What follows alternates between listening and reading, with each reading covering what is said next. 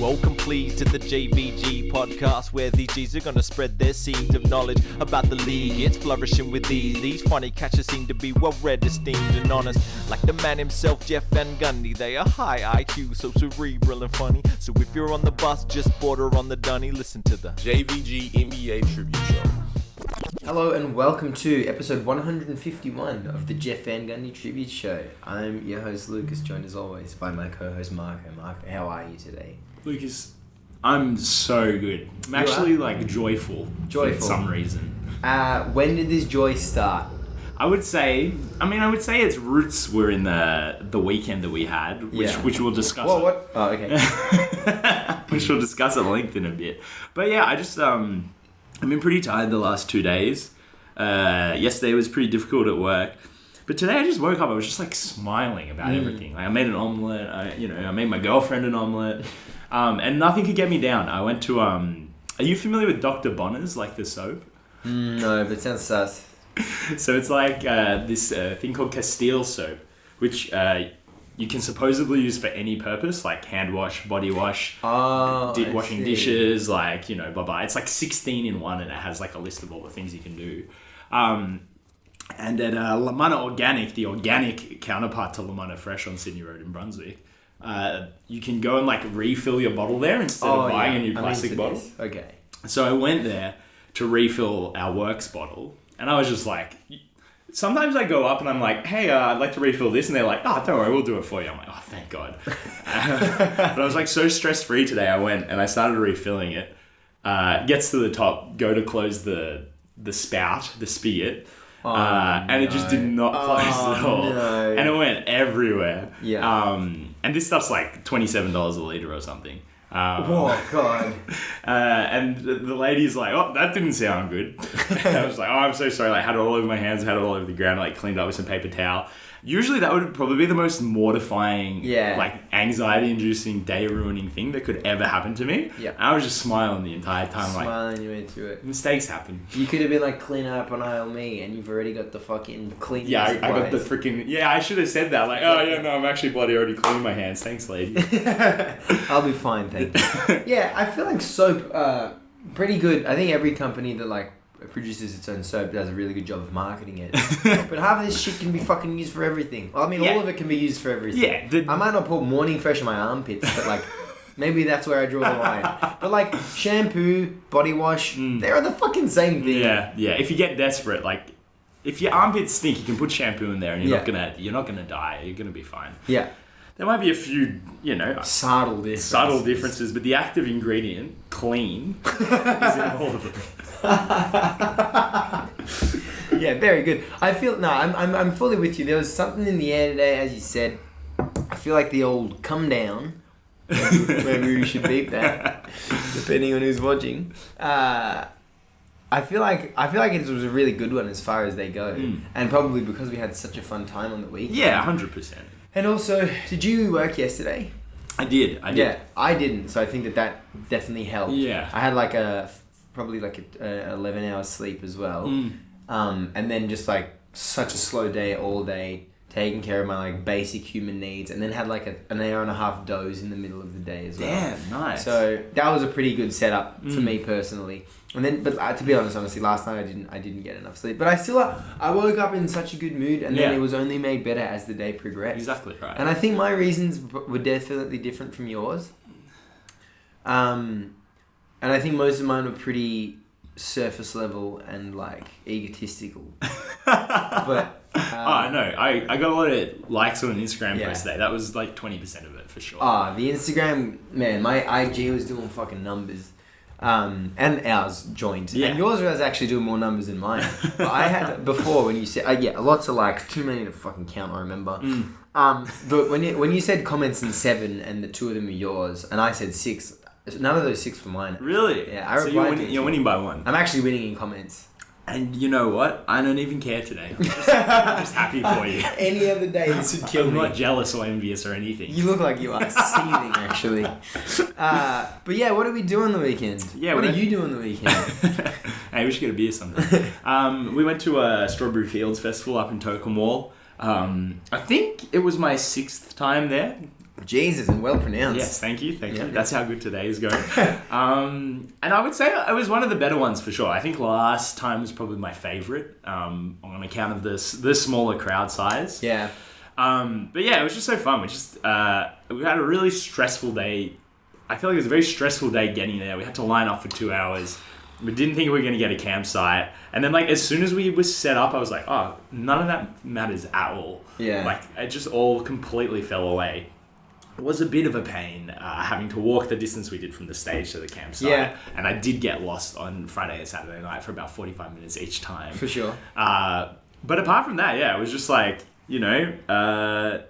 didn't do a number on myself. Woke up feeling ready for the next day every morning. The music was fantastic. The weather was so good. Yeah. Like, I think there was just a few hours on Sunday where it was like, all right, it's too hot. But like, compare that to festivals previous where it's like, all right, it's just too hot, full stop. Yeah.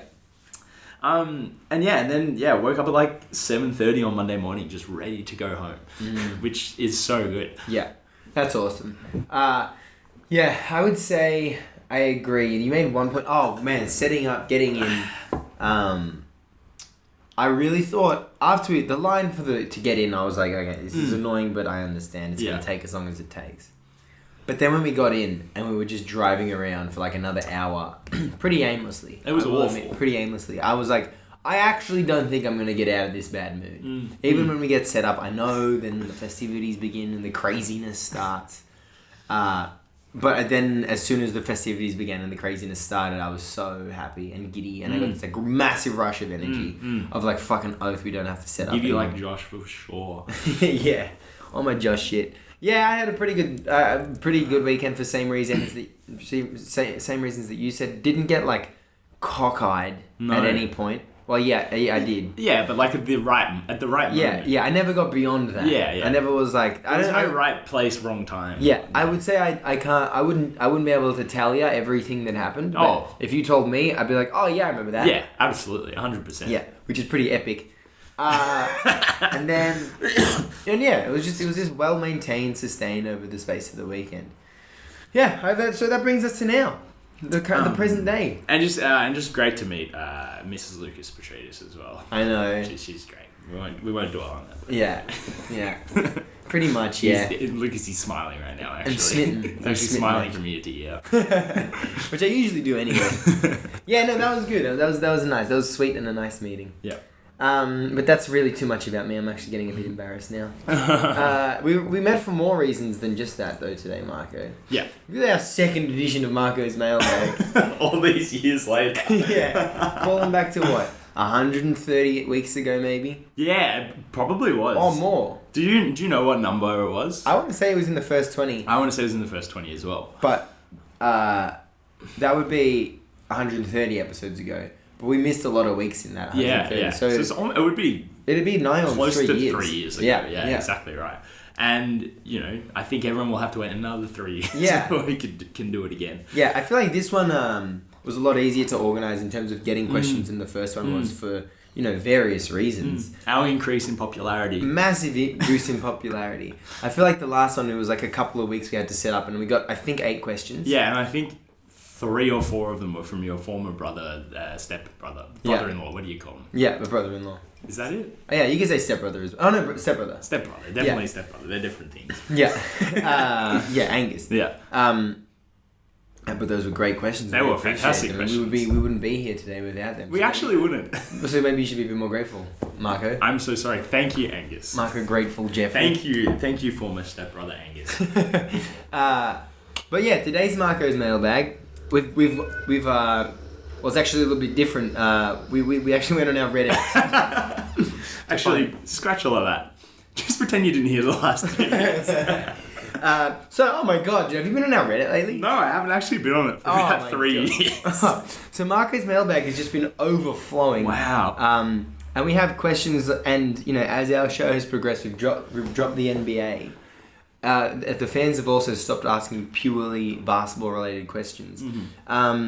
Let me know if you'd like to lead into this anymore, or if we should just get straight into our first question. I think let's get started with the first question here. Should I read this one out from if you'd like to. Compilation expert? Yeah, and compilation is spelled with a V instead of an A, and expert has no E's in it. Yeah. Yep.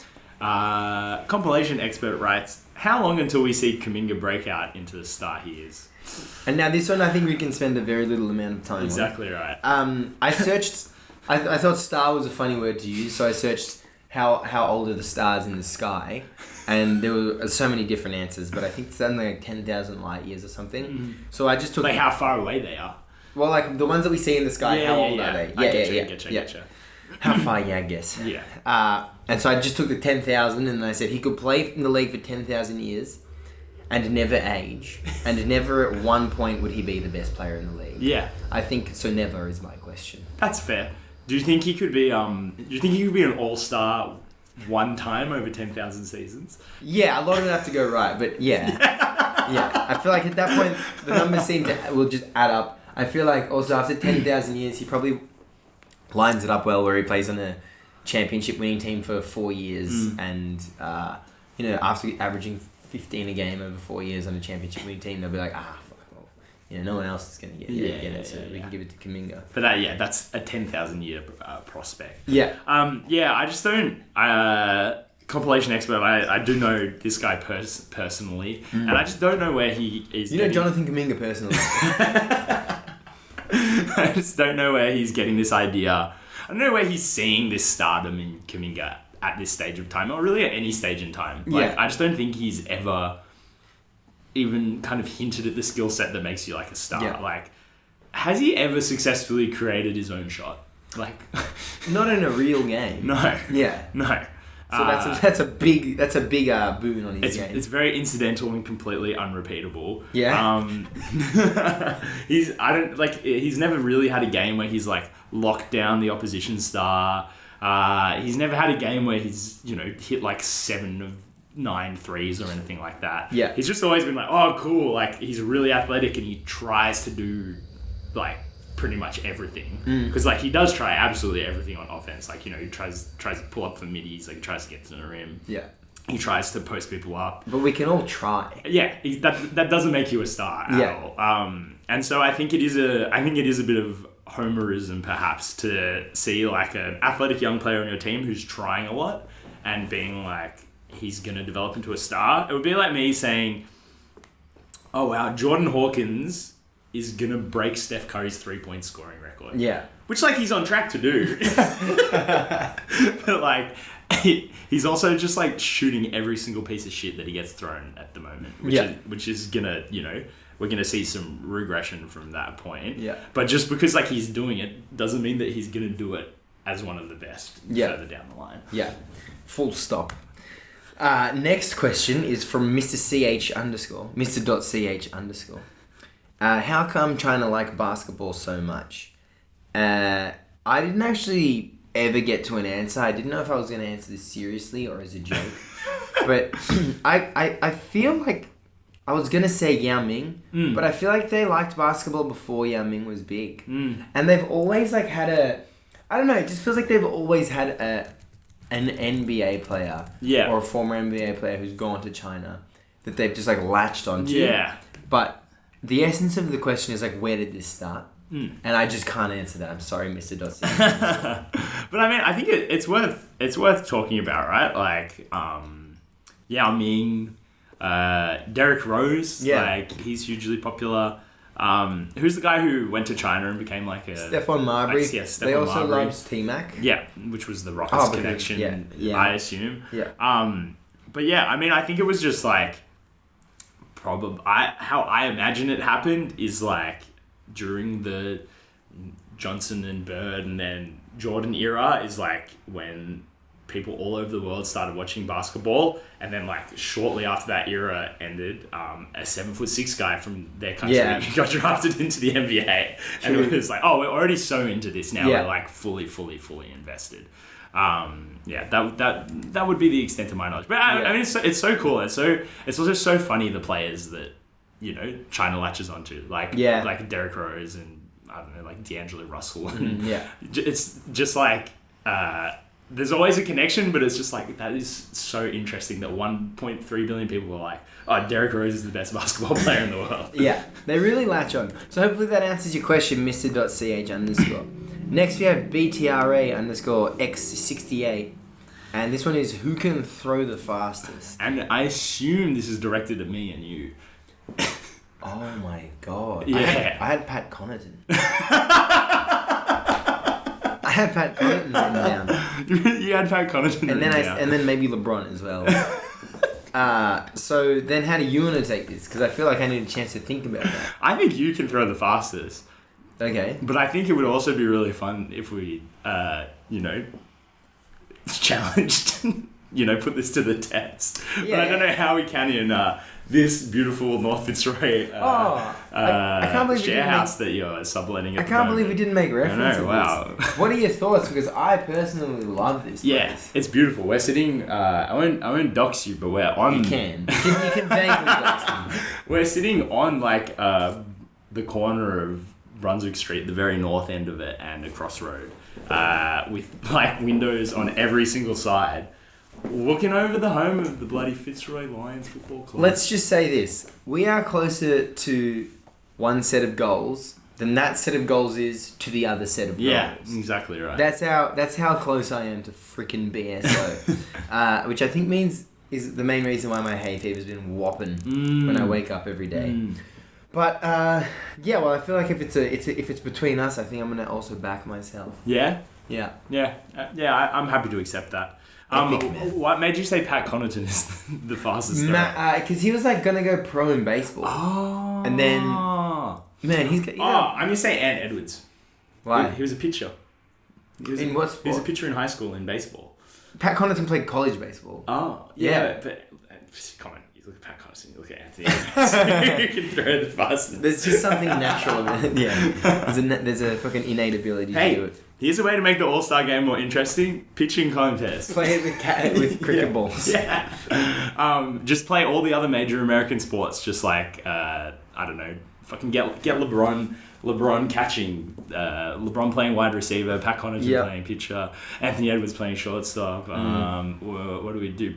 Maybe Draymond Green playing the guy in hockey who just punches the other player. The bludger. Yeah, the bludger. Yeah. Yeah.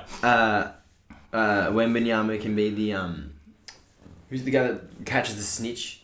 The seeker. Yeah, he can be the seeker in Quidditch. Yeah, right. Do you reckon He'd be so good at that. Yeah, he just snatch it out of the air. I reckon I actually don't think his center of gravity would fit on a broomstick. Yeah.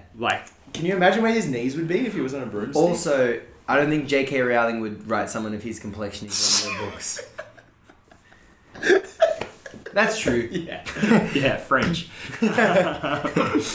All right, next question here. Next one we got from rides.all.day, and this question is white man starting 5. So I just want to establish some ground rules here. I think you'll agree with this, but no Europeans. Yeah. It's got to be American whites. Yeah. And I'm taking this for me, it's not the best 5 American white players in the league. It's who are the just classic white guys in the league right now. Yeah. Who's in your starting 5? So, before you even wrote ground rules, no Europeans, I already was living under that assumption. Yeah. Because I'm not thinking white guys I'm not thinking Europeans when I'm thinking white man starting 5. But I'm going to take it a step further. The statement here is just white man starting 5. So I've got Theo Von at the 1. I've got you at the 2. Nice. Purely for height reasons. I would love to push you to the 4. I know, I understand. But I think you're going to have to guard... I'm 2-guard height, You're going to have to guard 2s. Yeah. We might need some shooting, so I got Larry Bird. Uh-huh. Although Carl Rittenhouse would have been good. Kevin McHale at the 4, and then George Mikan at the 5. Oh, nice. So, yeah. Pretty shaky backcourt there, right? Yeah, pretty varied backcourt, but I feel vibe will be great throughout the team. Yeah. We obviously needed to offset the height in the backcourt with the height in the front court. And then probably the guys in the front court will do most of the basketball stuff. Yeah, right. Whereas I feel like you two in the back will kind of be the glue guys. Moral support, keep comedy, everything together. Writing things down. Yeah. I just write it down. Who do you have? All right, I went with current players. Okay. I just think these guys are so freaking white. I got Kevin Huerter. Yep. He can play a little point guard. I got Corey Kispert. I got Garrison Matthews. I got Matt Ryan. Man, that guy's so white. And I got Isaiah Hardenstein. Yeah. These are just like the most American fellas ever, I think. Like Isaiah Hartenstein is the least white of those guys as well. Yeah, I was thinking about Kispert for my team at the 3, and then bumping Larry Bird to the 4. But I feel like we probably needed a bit more like Mikhail brings the post game, Mike brings the rebounding in the D, and the other 2 guys bring the D as well. But I feel like you'd be a pretty good defender, and I feel like Theovon would actually be a pretty good playmaker. Yeah. In like a Kyle Lowry sort of way. Yeah. Like not so many numbers, not so many assists. But a table setter. A facilitator. A pure facilitator. Exactly right. Right. So let us know in the DMs, in our DMs, who you think would win in a 5v5. Yeah. Well, hang on, let's establish the rules. Blacktop first to 29, 5v5. These 2 teams. I think Hartenstein, Mike, and... that might be an okay matchup, which is a crazy thing to say. But fuck, Kevin McHale would fuck up Matt Ryan something good, I think. Do you think... Larry Bird is just miles away the best player of all 10. Yeah. Yeah. Do you think you are closer to Corey Kispert or Garrison Matthews is closer to Larry Bird? Garrison Matthews is definitely closer to Larry Bird. Okay, I would agree, actually. Next up, we have Guy Who Can't Stop Shitting, and their question is, would you rather have a flat face or a fried egg for a face? Great question. Fantastic question. And you say? Well, so I'm thinking about what sort of fried egg I got for a face. Yeah. I'm thinking sunny side just because it's so classic. Yeah. Now, that's attractive to me. On account of how much I love sunny side up eggs. But the more I think about it, the gravity just doesn't make any sense to me. Yeah. Like, is the yolk always just threatening to break? What happens if the yolk does break?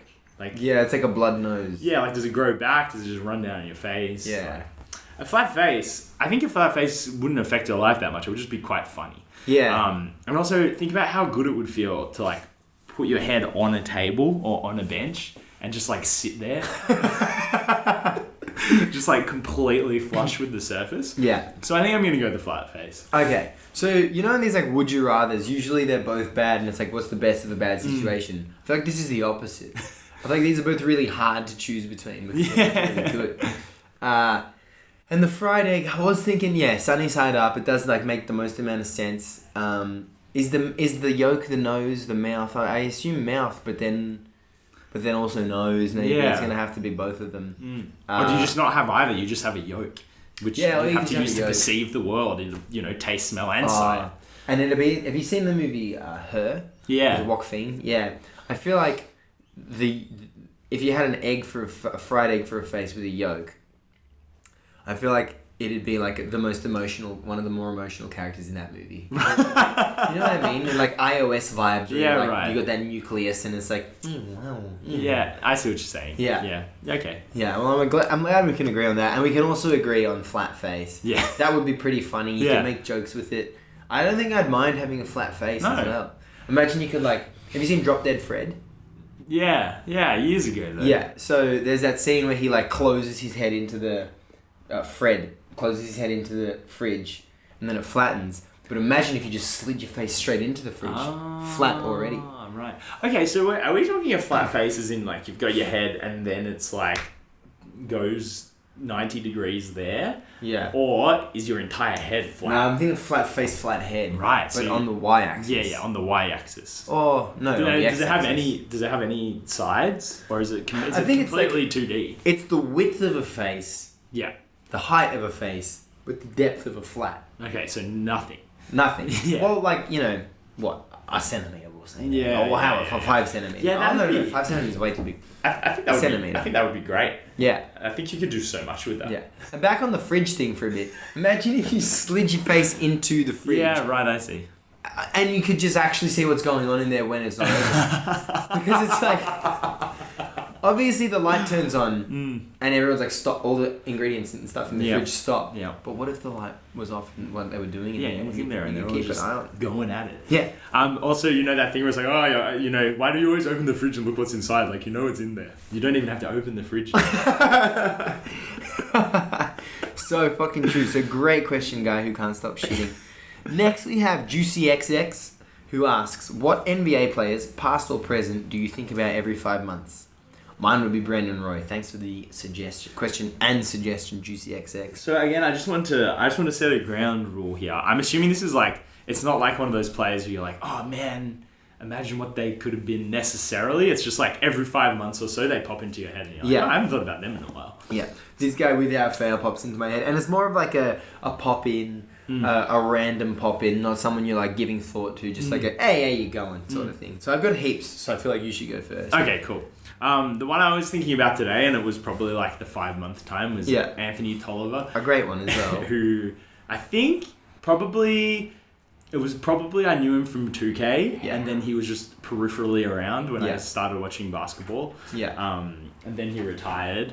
And yeah, I feel like he's just one of those players, bang average, perhaps below average at everything anyway, but was just like in a lot of like situations, like, you know, blocking Giannis, getting posterized by Mario Stoudemire. Like he was always getting crossed over and shit. Yeah. And then he would just like randomly have like a 20-point quarter or something. Yeah. Something like that. I did, and just before this pod, I was watching a little highlight reel of him. How long was it? It was like Anthony Tolliver has 16 points in like Portland Trail Blazers' fourth quarter win. Anthony Tolliver has 16 points in 3 quarters. Yeah, must watch. And it was so funny because it's like, I think 12 of the 16. No, I think all but one 3-pointer was just like, you know, him like pinning his big in the paint and just like laying it up, or you know, doing the thing where like the old guys do, where they're like, I'm trying to dunk it, but I'm really just gonna like pop it into the basket because I can't reach the rim anymore.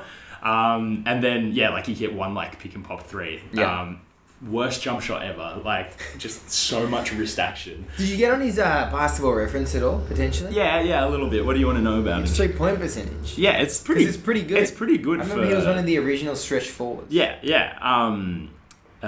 What's the actual percentage here? I think it's 37%. Yeah. And you know, like he just consistently took 2 to 4 a game for his entire career, no matter how many minutes he was playing.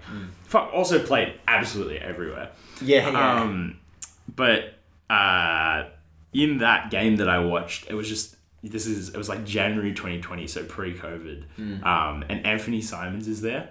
And it's like, oh no shit! Like that guy's been in the league for so long. Anthony Simons. Yeah, if he was playing with Anthony Tolliver in early 2020, like he's not a young prospect anymore. Yeah. It certainly feels like he is though. Yeah. Go on. And then the one that more consistently pops into my head is Derek Favors, and he popped into my head because I had a photo of him on my camera roll for some reason. Oh, that's nice. Yeah.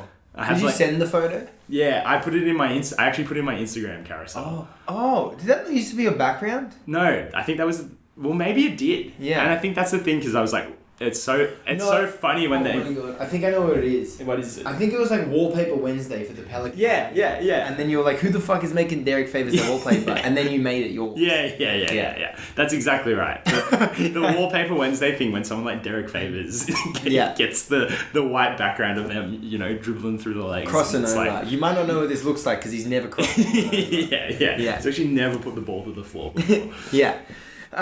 So... those are 2 very, very nice options. 2 classical 4s that in today's game would definitely be 5s. I would say for every 5 months, I want to change it to maybe every 1 month. And what I did was I looked through trick_marco.xlsx. A long time listeners. Oh my God, another throwback. And long time listeners will know what we're talking about. But I looked through all the lineups, which there were a lot. And I thought of all the players. I wrote down all the players that I thought of, that I feel like I think of once a month. And here they are. You can probably take a breath, relax. I got a lot here. So we have Mikhail Petrus, Josh Selby, Leon Poe, Pape Sai, Orvie Story, Katino Mobley, Melvin Eli, Marquise Daniels, Robert Traylor, Javaris Crittenton, Keon Dooling, Rashad McCants, Chris Duhon, Sebastian Telfair, Jamal McGraw, Von Wafer, Orlando Tucker, Greg Smith, TJ Ford, we're halfway there, Tony Roten, James Posey, Stromal Swift, Adonal Foyle, Jarvis Varnado, Tony Douglas, Rafer Olsen, Sir Dominic Pointer, Perry Jones III, Royce White, Rakeem Christmas, DJ White, Desagana Jop, Jason Capono, Lavoy Allen, Eric Maynor, Rodney Stuckey, Dante Green, and Brandon Bass. Nice. Very good. Very good. Yeah. So, I feel like, yeah. Tony Roten is one of mine as well. Yeah. I don't know, because he played like, 4 seasons or something like that? Yeah, he was like a budget Ben Simmons. Yeah. Before he joined the league. But Tony Roten was like, I feel like he was good. He just never had a jump shot. But I feel like he was always handy. Yeah. So yeah, a salute to you guys. I'm sure I'm missing like 100 names off that list. So many good ones there. But just off the Trick Marco spreadsheet. Yeah. What is it? Jarvis Crittenden, is that it? Javaris Crittenden. Yeah. Even better. He's in jail. Really? Oh yeah, we've actually spoken about this, I think. Yeah. There's also Jarvis Varnado for guys' names starting with J-A-R. Oh, no, J-A. And have a V. And have a sort of sound in their name. Somewhere. Alright, next question. Sure. Are we skipping this? Oh, so this one's from Seamus. Who doesn't have a Reddit username He's for our some mate. reason? Yeah. This guy's our mate. So he said, maybe not question, but request/suggestion, which I feel like knowing Seamus might. I think he's trying to write a bar right there. Mm-hmm. If so, that's a bar. Can you and Lukas film yourselves painting one another? Now, he did send this to both of us, so I don't know why he didn't say, can you two or can Marco and Lukas? He said, can you and Lukas? But sent it to the pod. I know why. Film yourselves painting one another. Now, yeah, maybe.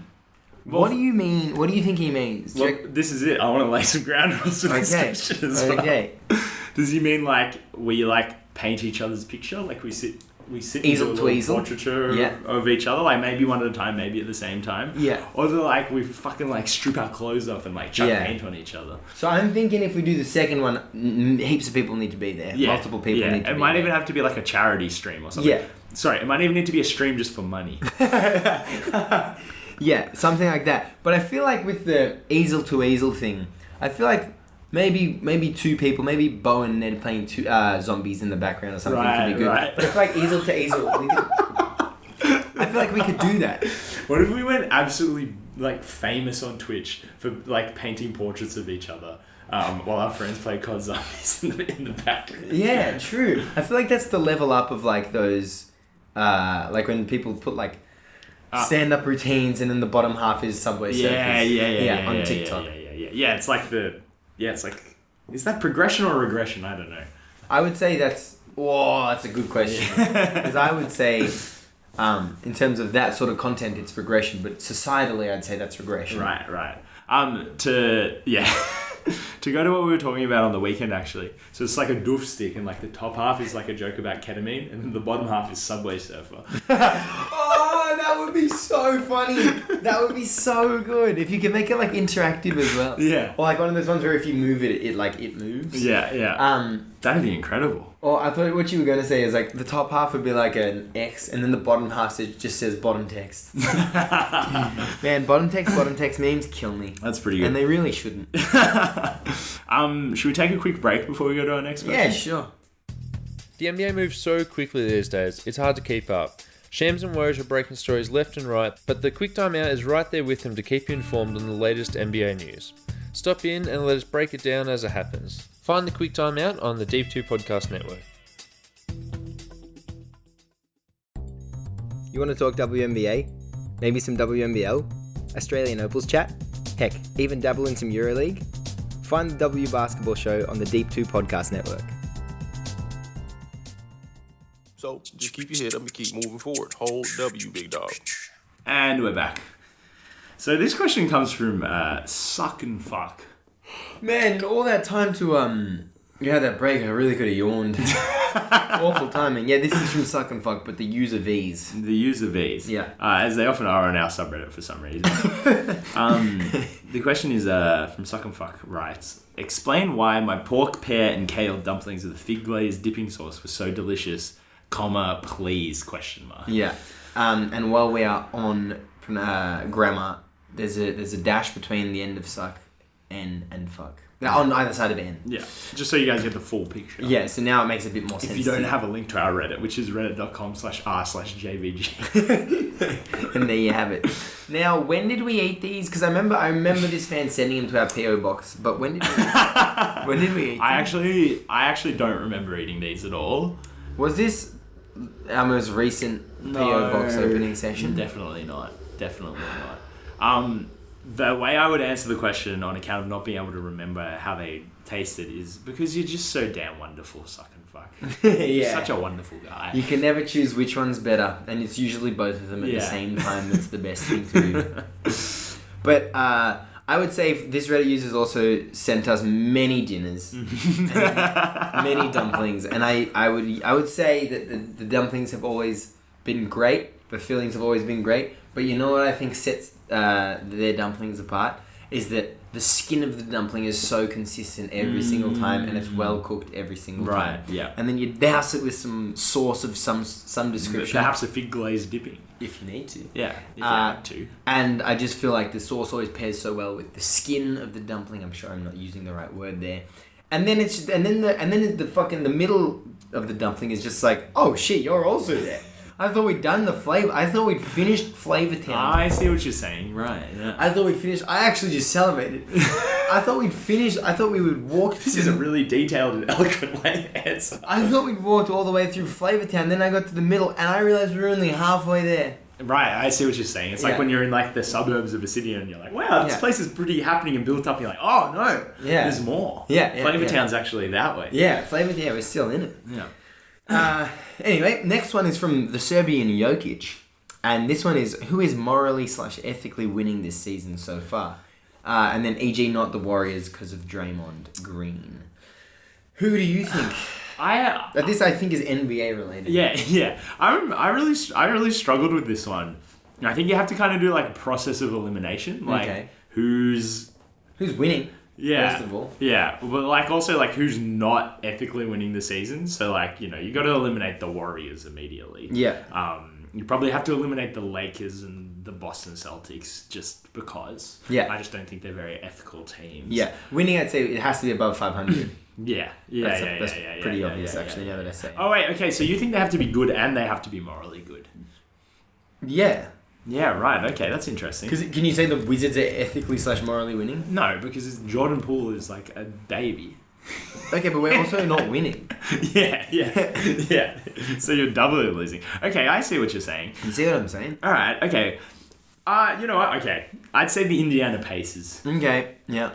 They're above 500. They're a good team. They're fun, and I really like. Who's the biggest dickhead on that team? That's true. Miles Turner? There are a few. But I feel like Rick Carlisle and Tyrese Halliburton combination have kind of rehabilitated over Gary Toppin. Yeah. I'd say Buddy Hield's a bit of a dickhead, but he's still just good. And I feel like, I don't know. He doesn't pipe up on that team. He doesn't. And I feel like if you've been in trade rumors for like 3 or 4 years, you have the right to. Yeah. I feel, personally. Or like you're allowed to be pissed off a little bit. But he doesn't. He, like, you know. That I feel like I'd turn a blind eye to, but he also doesn't.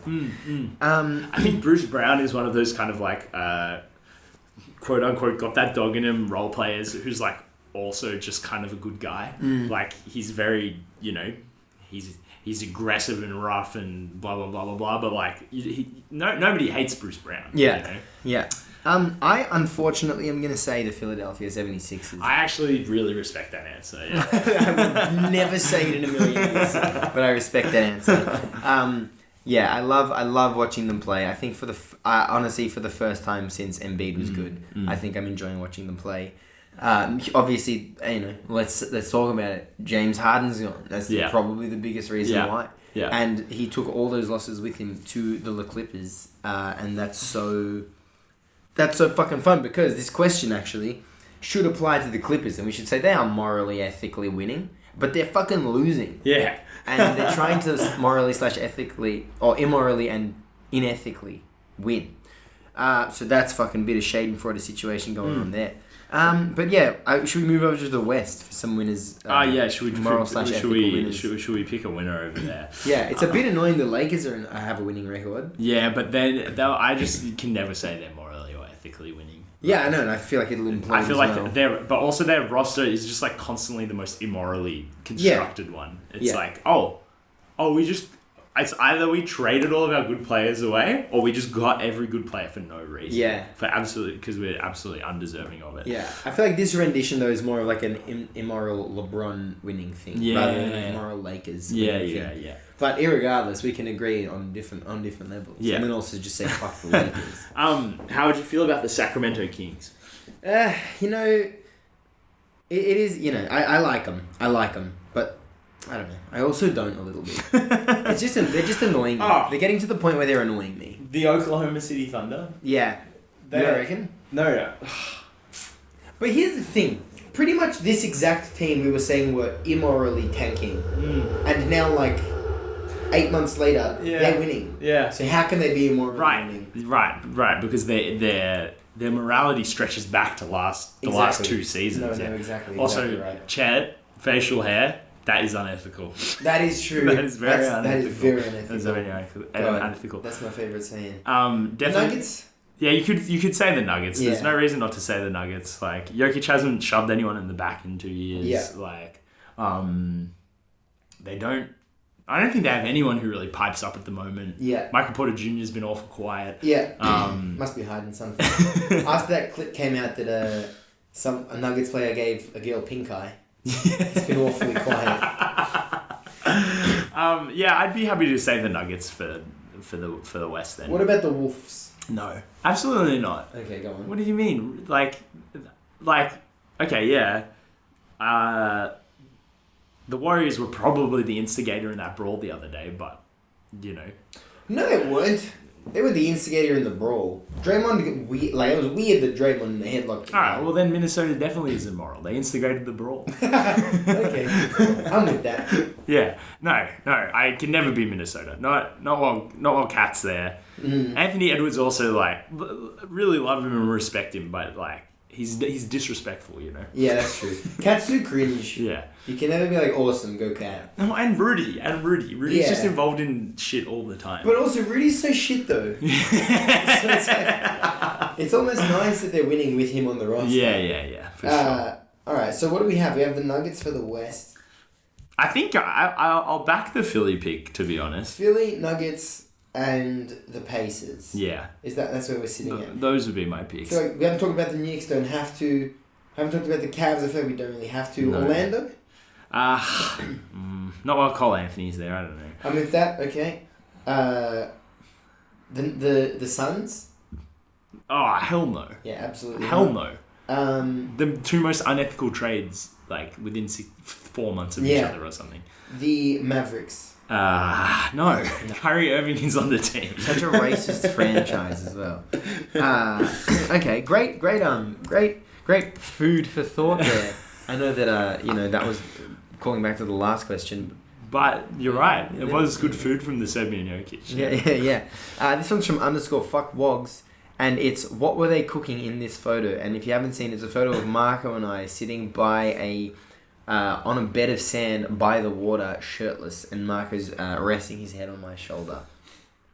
What were they cooking in this photo? I was just thinking about how happy I was to be there with you. Oh, that's so sweet. I can't remember that being taken. Yeah, I do remember. I remember it was being taken. I'm like, I think I look weird. I'm gonna put my head on Lukas and like close my eyes. Exactly right. Yeah. Well, I like that answer. It is nice. Now there was a question above that question. Oh, there was as well, wasn't there? This is from fireadams.ilva. Yeah. Look at that. What could that mean? You can figure that one out. Don't want to be censored. Your thoughts on the in-season tournament and your version of a better in-season tournament? Well, first of all, Fire Adams, that's 2 questions. And if you want to look at how Suck and Fuck and the Serbian Jokic split their 2 questions up, then listen to this episode just a minute ago. I don't hate the in-season tournament. I don't feel as strongly against it as some people do. And the thing I like the most about it is that everyone gets $1 million when they win. I think that is genuinely like a good incentive.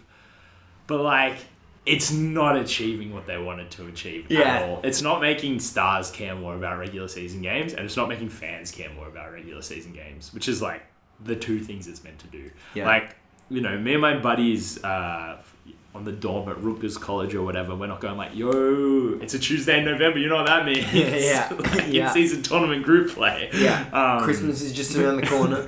Yeah. So that's how I feel about it at the moment. How do you feel about it? Look, I don't hate the idea of it. I the things I don't like about it is like the NBA is obviously asking all the players to like talk it up. Otherwise, players would have some natural responses to any time they get asked about it. I can't hear it has that playoff feel again. I can't hear. I love that the league is doing something new. I can't hear that the NBA is trying something. I can't hear that it's something to play for. I can't hear that there is a different feeling. They've all said the same shit. Every single player is just like, they get sent, hey, these are the 5 responses. Just pick one of them anytime you get asked the question. Can I jump in with Brandon Ingram's response, which I think I messaged you about? Which was? When Jen Hale, shout out, Shout out. asked him, being like, you know, it's in-season tournament group play, like you're playing on these different courts, like what's it like playing on a different court? And he's like, no difference. We just got to get to our spots. Like, just like went into the other type of like completely canned answer. Like, Yeah. it was so funny. Great, thanks for your time. So I think there is obviously any time a sporting league or anything is gonna try something new, they're gonna push it a little bit because you know you have to generate your own thing, and then you also have to show that you're committed to it. But this is too much, I think, and then the NBA is not letting fans find their own reason to like it, which I think is where most of the fandom and most of the joy is going to come from. Now, those are my thoughts on the in-season tournament, and my version of a better in-season tournament would be you hold the in-season tournament as it is. What is it, 4 games? Yeah. Or however many games it is. You chop the league down to 62 games per season. You add 2 more franchises, so you get to 32 teams. That way, 16 teams make the playoffs, 16 teams don't. That makes more sense. Then, every regular season game means more innately because there's 3/4 of them. So every win means 1.33333 more than every win did in every season prior.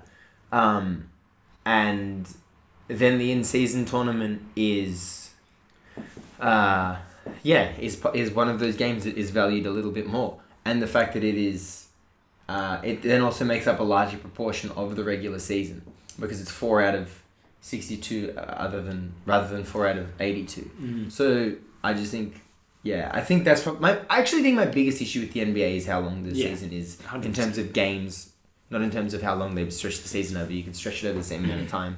And I feel like, you know, there are benefits for the in-season tournament in shortening the season. I had two thoughts. One of them is very similar to yours in that it's like, the season needs to be shorter. And so either do it like you're suggesting. I also thought if the season's going to be shorter, or you're going to play less games over the season. What if you just played all the in-season tournament games like over 2 weeks after the All-Star break or something like that? So like it's in this nice block. Everyone can kind of tune into it. Because I just don't think like making it 4 games over a month is like in November as well, when the season's just started, is like helping the problem at all. Instead of it was like, all right, these games still count towards your seeding for the playoffs, and it's still that, like, you know, then the top 4 play or whatever the fuck it is. But like play it all in a block, so it's like, all right, cool, the in-season tournament's on. Like, you know, like let's pay attention to this. My other thought was, so the like comparative competitions for the in-season tournament are something like the FA Cup, you know, in English football, or I guess like the Euro League, like something that's happening at the same time as your domestic competition. And the reason that those are so exciting is because there are teams that you don't usually play in it. Yeah, true. So I don't know, like, there are just no teams on the level of no basketball teams in the world on the level of NBA teams that you can introduce into this mix to make it interesting. But what if you just like, I don't know.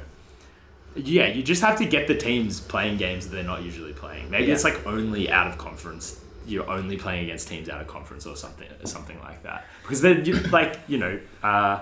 can't really remember who was in the New Orleans Pelicans group, but it's like 2 teams from our division, you know, because we played them so many times anyway. Yeah. So it's not like, I don't know, it just loses that like special appeal of like, oh, we never get to play fucking Portsmouth or whatever. Yeah. But yeah, that second option that I've outlined, that's not an answer. That's just like, that's just me being like, if it was like that, then it would actually be interesting. Like fucking, you know, if the Lakers played Real Madrid, like in the in-season tournament, I would watch that every single time. So, as someone that watches the Emirates FA Cup, what makes it so good? Is it that? Is it that reason? It's that. I mean, obviously, it's like the world's like one of the world's oldest sporting competitions, so it's got so much like history behind it. Yeah. But it is like watching a team from a lower league go up a team from a higher league and being like, you know, there's a chance they could win here. It's like having those fairy tale runs of even teams in like the championship, just like a division below, like, you know, can get quite far into the FA Cup.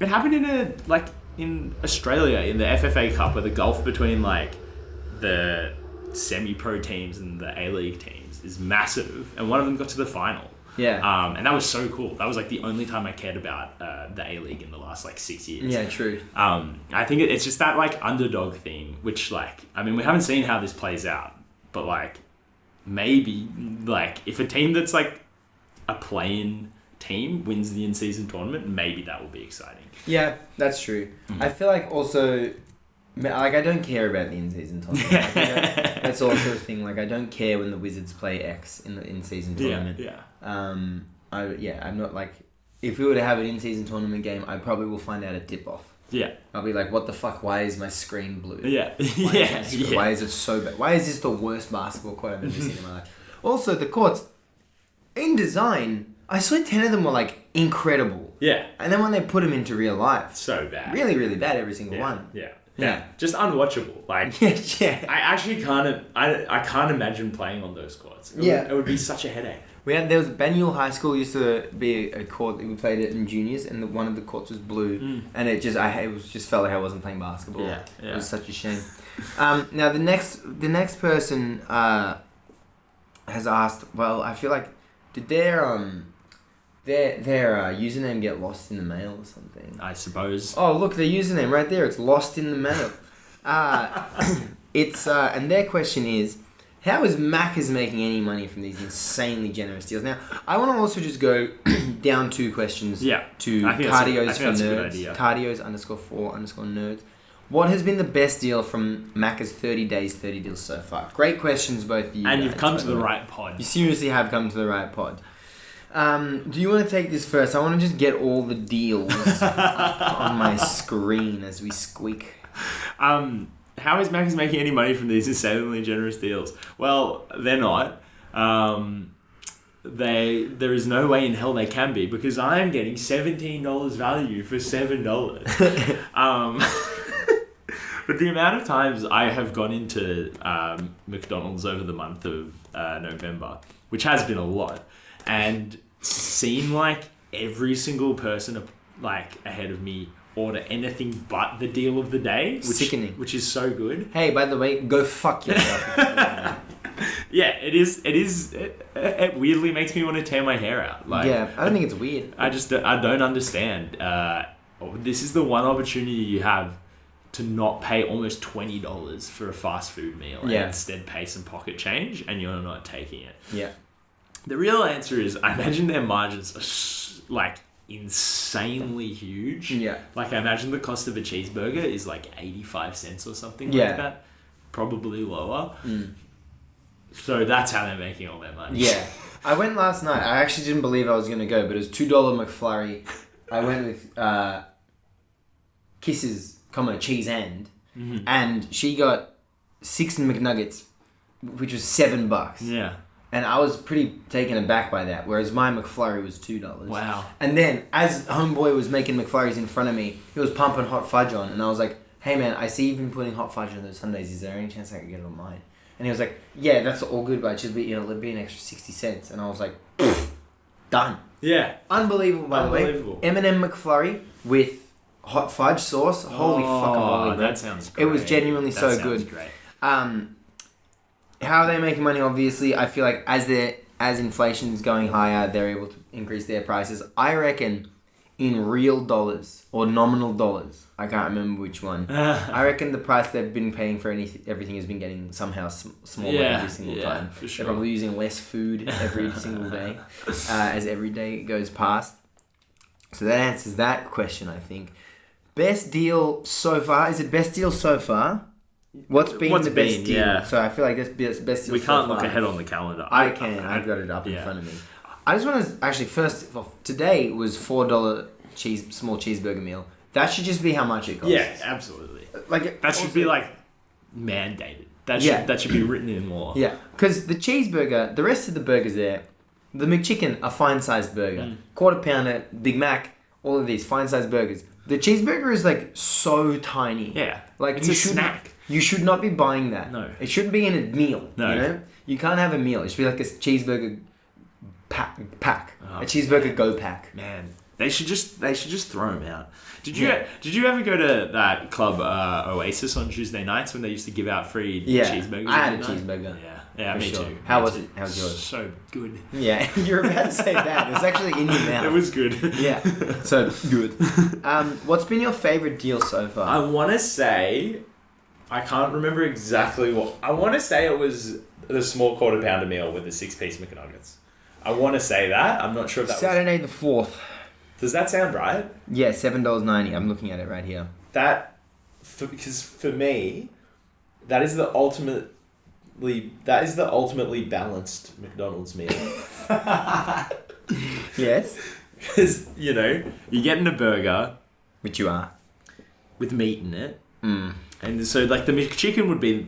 If I had to... gun to my head, if I had to choose a burger from McDonald's, I'd get a McChicken. Like, if I had to.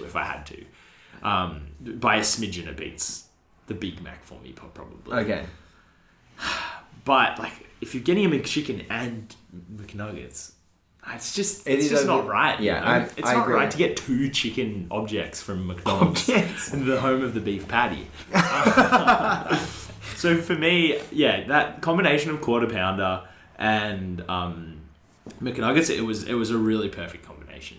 Yeah, I go on. No, that's all. I agree. I would say again, I would agree that McChicken is my favorite burger. I think main reason why is because I feel like I can eat a McChicken and not feel sick afterwards. And by that I mean I can eat a McChicken on the go.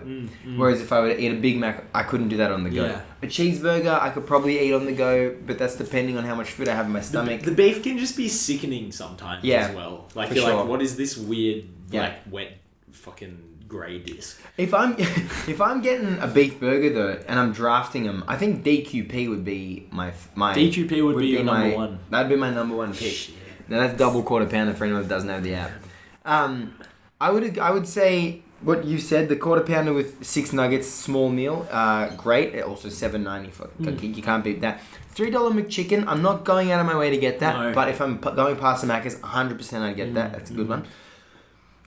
$7.90 for a small McChicken meal plus a double cheeseburger. That was pretty good. I didn't get that one. I got that. That's really That good. was really good. Oh, shit. Yeah, that's up there. Because a double cheeseburger is such a different proposition to a cheeseburger. The $6.50 small Big Mac meal plus cheeseburger, that one was sickening. Yeah. That one was overload. That one was too much. I think we got that one together before we recorded. Yeah, last time.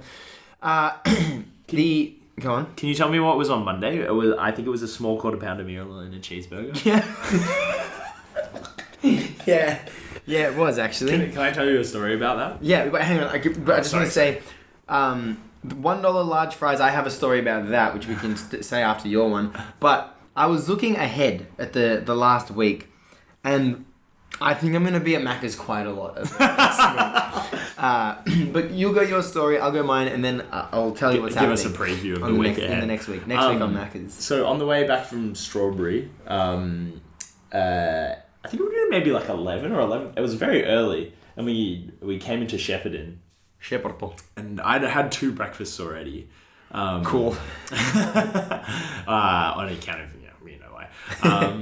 And we're pulling into Maccas. I was with Jenna and Alex, and I was like, "Oh, what do you guys want?" And Jenna's like, I think I'm gonna get a quarter pounder. And Alex was like, I think I'll just get a cheeseburger.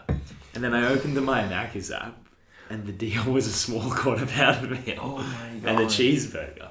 Now, obviously, we needed to get, drinks and fries and supplementary things like that, which upped the price. But the fact that, I could get what both of them wanted for, what was it, $6.50? Yeah. It was incredible. I felt like God. I was like, just don't worry about it. For $3.25 each, I've fulfilled your desires. Yeah. And then they got their food. I just got a drink because I'd already, it was 11:30, I'd already eaten twice. And I got so hungry.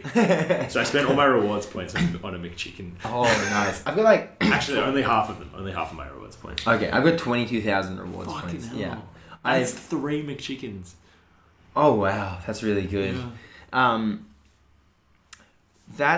I just want to say sorry to you and Alex and anyone that was there that she ordered a cheeseburger. I feel like Alex, you can get a lot of things at McDonald's. And but you're gonna hate this. She does the awful thing of ordering a cheeseburger, removing the beef patty and putting a hash brown in it. Oh, you don't actually have to do that as well. So my MyMaccas story is that I had awful guts at the start of this month. And I'd been eating quite a lot of Maccas, and I was like, I actually feel bad the next day after Maccas. Now, Tuesday the 7th of November, the room I'm subletting right now, we were actually celebrating one of the housemates' birthday. Jess, happy birthday for then, 3 weeks ago. And if anyone remembers this Tuesday at all, it just started storming. And when it started storming for me personally was when it was being held at Edinburgh Gardens. And I said, all right, time to go home, time to walk home. And it just started storming. And I was in a street off of Alfred Crescent, under the tree, and I was like, are you kidding me? Now it starts raining. What am I going to do? I'm trying to wait out the rain. I was like, you know what? I'm going to just download the MyMaccas app, see what the deal is today. It was $1 large fries. Now, I am, of course, going to get it $1 large fries. That's not that bad for you. No. So I got the $1 large fries, and then I just had the MyMaccas app, and I've been running through it ever since. Yeah. Next week on Maccas, tomorrow, we have a double quarter pounder, it looks like, and a cheeseburger, small meal, $7.90. Day after, Big Mac and 6 McNuggets, small meal, $7.90. Day after, 20% off, fucking bullshit, by the way. Ignore that. Ignore that. Sunday, $3 McChicken. If you're going past the Maccas, make sure to pick one up. Monday, it looks like a cheeseburger and 6 McNuggets. You can probably put that in the bin. Tuesday, quarter pounder and... Sorry, that was a single quarter pounder for that one I said earlier. My mistake. Tuesday, next week... again, single quarter pounder and cheeseburger, small meal, probably can pass that. $2 large fries on the Wednesday, and then the 30th of November, the Thursday, finish it off with a $2 Sunday. I think if I'm going past the Maccas, I'm going to cop that. I think if I'm the head of the McDonald's Corporation Australia... Which I am. I think you have to make the last day of November something epic. Epic. It's got to be medium double quarter pounder meal and 10 chicken McNuggets for $9.90. Yeah, I think that's fair. And then it's come in and have a feast, Yeah, or... And you can only have it eaten. That's the only catch. That's good. Or I think same deal, make it $12, but then make it if you use this, you get a 40% off voucher for next week. Right, okay. Minimum spend $10. Right. So then, MyMaccas November rolls into December. The party keeps going. I honestly think we should be working for these people. Man, I'm almost sad that November's over. Oh, fuck. Remember that one time I said that one thing and it sounded funny? It was really funny. Yeah. We obviously know what we're talking about. Alright, well, we'll finish with Get Your At It. Get Your At It. Get Your At It. No, I got it. Get Your At It asks, well, should we just do Fuck, Marry, Kill? Well, should I? This will extend the pod. Yeah, I know. I don't know if I'm going to be able to keep up with it. But just explain oral. Wait, so let's go through all 3 iterations of this. Okay. So start, bench, cut. That's pretty intuitive, right? Yeah. Who you starting, who you mention, who you cut. Yeah, it's pretty PG. Fuck, marry, kill is a bit more complicated because it's all right, who am I just having a fucking sexy one night stand with, and who do I want to be my life partner? Yeah. Kill stays the same. Yeah. Oral. It is a lot more involved. I can't believe you don't remember it because friend of the pod Joel was doing it for about 2 hours on my birthday. It's who would you so one of them you have to give oral sex to, one of them you have to receive oral sex from, and the other one is the only person you can speak to for a week. Yeah. So you understand the concept? I understand it. Yeah, I understand it. But I think we should do fuck, marry, kill. Okay, let's do fuck, marry, kill. Fuck, marry, kill. Strawberry Fields, Hopkins Creek, Innervanica. I guess I can answer as fuck, marry, kill, and you can answer as oral. Okay, if you wanted to do that. So I'll go fuck, marry, kill Hopkins, fuck Innervanica, marry Strawberry Fields. Now to me, this was obviously always going to be marry Strawberry. We just saw why. Yeah. But then there's this thing with Hopkins and Inner, which I don't think the event organizers are trying to do.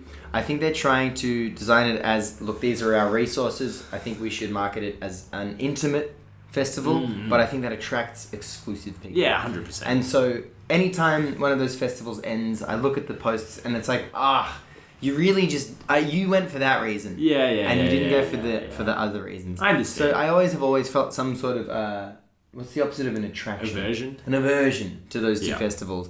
And I feel like Inner I at least wanted to go to check it out, so I'd want to fuck it. Hopkins I could happily kill. Yeah. Inner was a lot of fun. Yeah. Inner was probably my favourite festival, actually. That's pretty cool. That's good. I haven't been to Hopkins Creek, however, so I think I would... Oh, God. Are you going OOO? I think I'm going OOO. Okay. I think I would get oral from Hopkins because I think it would be good, but I don't really want to spend that much time on them. I think I would I think I would give oral. I'd give oral to Strawberry Fields. I think it means a lot to me, like, you know. But I also think it would be too intense to be at Strawberry Fields for a week, just talking to it. Oh, that's great. And then Innervanica has like such a nice rhythm. I suppose it has. I think Inner and Hopkins are both like this. I think actually, sorry, let me revise this. I think Strawberry is the only festival where there's actual good shit to do between the hours of like 7 a.m. and 2 p.m. Yeah. Innervanica, like one of them was nice. We sort of just wandered around, hung out. The second one, it was like galing with wind and pissing down with rain, and being at the campsite was honestly awful. But yeah, I think I could just do the most of Innervanica. It had a nice even rhythm to it. You never felt exhausted or overdone or anything like that. Yeah. Also, you know, it's in April. You're never going to be like boiling hot. Yeah, like true. spending a whole week at Strawberry, I think you'd be like, fuck man, I just want to go home and have a shower. Actually. Yeah, you can only swim so much. Yeah. And like you have the shower there, you just leave and you're already dusty. Exactly right. Great. Exactly right. Great, go figure. Exactly right. Alright, well I like your answers. Cool. And I completely forgot what the three orals were until we started talking. Yeah. I thought one of them was that you could never talk to them again. But it's not. It used to be they were the only person you could talk to forever, and then I think that became too extreme. Yeah, it's too extreme. Yeah. I don't think that options were quite. Yeah. Also, but you know, also like oral sex, making the equivalence of that, talking to someone for a week, is an interesting choice as well. Yeah. So Joel, I know you're not listening, but if you are, just reflect on your choices. Yeah. All right. Well, that just about wraps up episode 151. We are closing in on 3 years worth of podcasting if you were to podcast every week. But we're now, you know, whatever we are now, we're in our new era. And good to do another episode of Marco's Mailbag. Maybe let's do one more, every 3 months or something like that instead of every 3 years. Yeah. Because that was so much fun. Yeah, that was really fun. But also went for 70 minutes, so yeah. About 30 minutes more than we usually Exactly right. All right. Well, I guess I'll see you in the next one. Talk to you soon. See ya.